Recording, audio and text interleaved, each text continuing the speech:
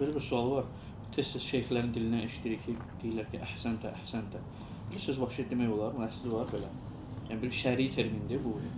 Dua kimidir, yoxsa necə? Bəzi alimlər deyiblər ki, o Səhih Buxaridə hədis keçir. Səhih Buxaridə. Əlqamə tabiin, Əlqamə rahiməhullah İbn Məsudun yaxın tələbələrindən olub. Böyük tabinlərdən idi. Kufədə. Böyük imamlardan, alimlərdən olub. Tabiin, Əlqamə İbn Qeys Ən-Nəxəy rahiməhullah mültəzim olur İbn Məsuda.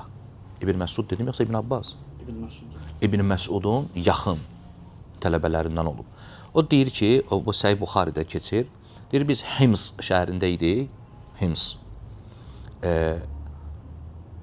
İbn Məsud deyir, bizə deyir, Yusuf surəsini oxudu.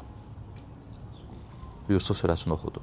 Yerdən bir nəfər qayıtdı ki, sən bu surəni nazil olan kimi oxumadın. Nazil olan kimi oxumadın. İbn Məsud da deyir ki, radiyallahu anhu, mən bu surəni Allaha Rəsulunu oxudum. O dedi ki, əhsəntə.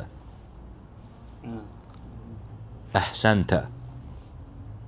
Nə gözəl oxudun, əhsən sənə. Əhsən olsun. Alimlər buradan götürüblər Emil, deyiblər ki, sünnədir. Yəni, təsəvvür elə? Hə, yəni sən məsələn kimsə yaxşı bir nəsə edirsə, sən deyirsən əhsəntə, əhsəntum. Çünki Peyğəmbər sallallahu aleyhi və səlləm deyib bunu səhabəyə. Yəni sən mənə necə deyirsən ki, düzgün oxumadın? Mən bunu Allaha Rəsuluna oxudum, o dedi əhsəntə. Yəni mən ola bilməz ki, səhv oxuyum. Bu baxımdan bəzi alimlər deyiblər ki, bu söz sünnədir. Bu söz sünnədir. Bu baxımdan deyirsənsə, bu belə əsli var, bu Səhih Buxaridədir. Allah daha doğrusunu bilir.